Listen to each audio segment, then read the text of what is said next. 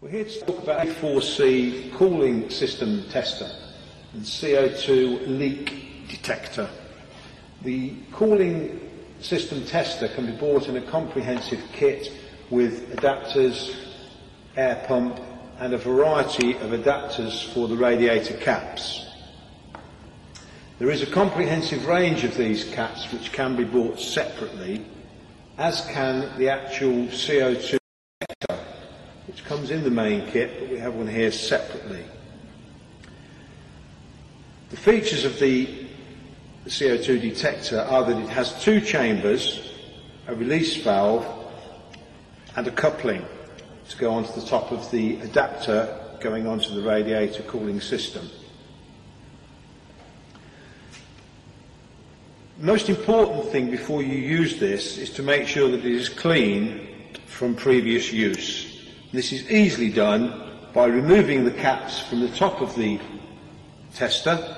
Just pull out, and the chambers can then be cleaned out with water, distilled water preferably, and cleaned out then with a clean, non-fibrous piece of cloth. The first thing to do is to make sure that you have the right adapter ready for this particular vehicle. I know that it's a KG23. They're all printed, the numbers are all printed on the adapters, and there is a comprehensive list which comes with the kit. Before using the CO2 tester, it needs to be ensured that the engine is at its normal working temperature and that the thermostat is open. So basically that the engine is at its normal working temperature. Having done that, obviously be extremely careful how you remove the radiator cap, releasing the pressure slowly before you put on the adapter. Remove the normal radiator cap and fit the adapter to the bottle like so. So we've fitted the adapter cap to the vehicle. We now need to prime the tester with the fluid which is supplied. We take the tester, and there's two chambers, and we need to just half fill each chamber with the fluid. It doesn't have to be an exact measurement, but we need to basically make sure both chambers have got about half the amount, are half filled with the fluid. We then replace the bungs, and it doesn't really matter which way round these two go. The normal. So the engine is at its normal working temperature.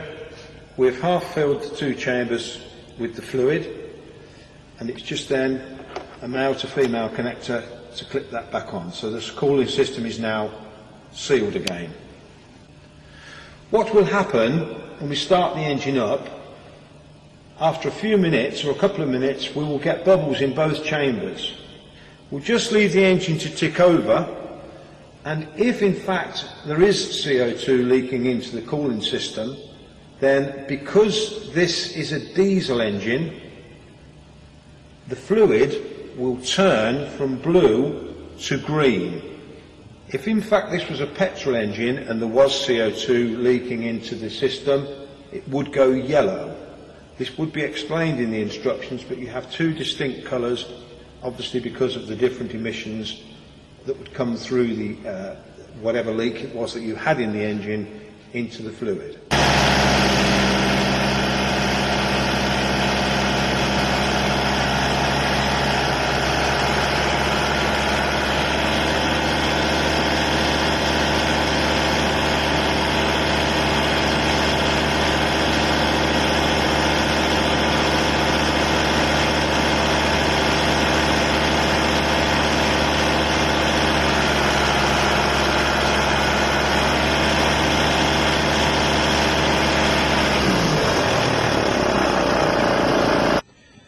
As you saw, when the engine was at normal working temperature and ticking over, the bubbles were coming through both of the chambers.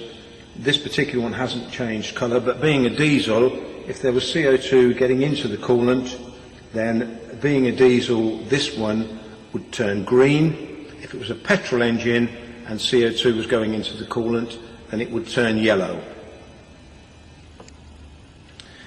Having completed the CO2 check, if you have a discoloration in the fluid appropriate to the type of vehicle, petrol or diesel, then obviously you know that you have an internal problem that has to be sorted out.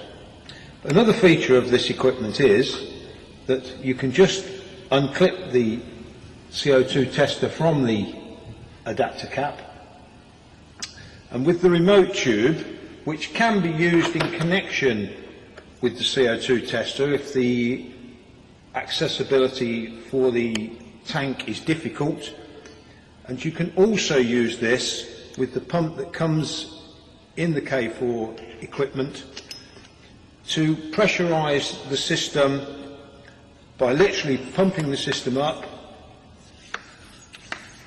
to the required amount, and then displayed on the gauge will be the amount that you've pumped it up to. And of course, if the system is sealed, then it should hold that pressure and it shouldn't sink back any significant amount. If it does, it means that there is obviously a hose leaking, or it can be that the a head gasket is leaking back the other way into the oil system. So it's a way of pressurising the system backwards.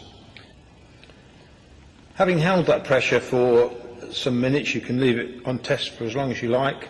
If it hasn't significantly dropped back, temperature will make a very slight variation in that, but if it hasn't significantly dropped back, you can then release the pressure via the release button underneath,